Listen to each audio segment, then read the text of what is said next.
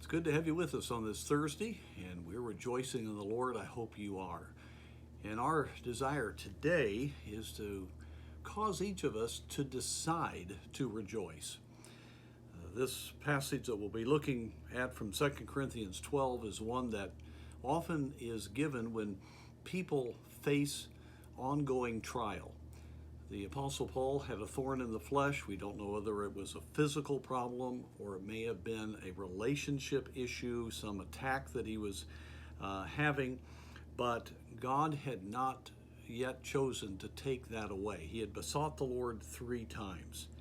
And we read in verse 9, "And he said unto me, My grace is sufficient for thee, for my strength is made perfect in weakness.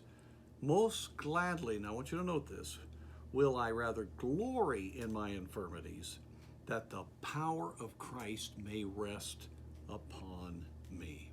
And then he says, "I take pleasure in all these problems." Wow, what an attitude.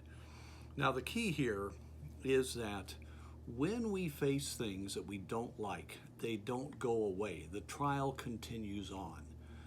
We have the choice of either getting frustrated with life, many times frustrated with God, because here he prayed and the answer didn't come, or instead to look to God for grace sufficient to handle the trial. Because God may well want to be doing something in your life that the trial is the instrument to cause it to occur. The Lord wants to show you strength in your weakness. You know, one of the worst positions we can be in is to think everything's going well and we're fine. We don't need God. It reminds you of the Laodicean church, increased with goods and in need of nothing. And that certainly, I think, has been the description of the American church.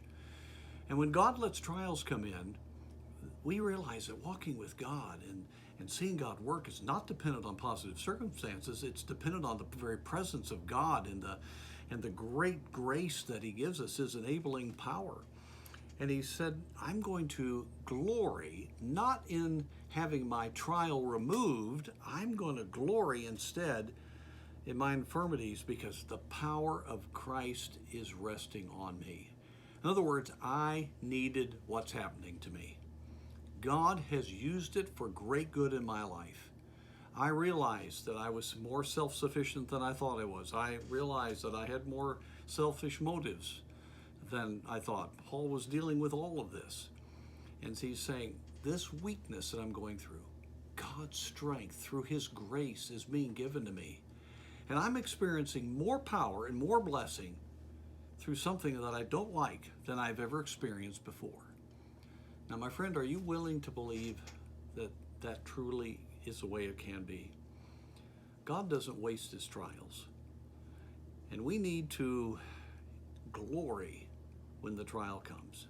We have other places, and we've talked about it here on this little segment about rejoicing, having joy. That's a decision of the will. But here it's glorying, seeing it as part of our identity. This is wonderful. God is letting me see my weakness so that I can exhibit his strength. You see, it's all about him.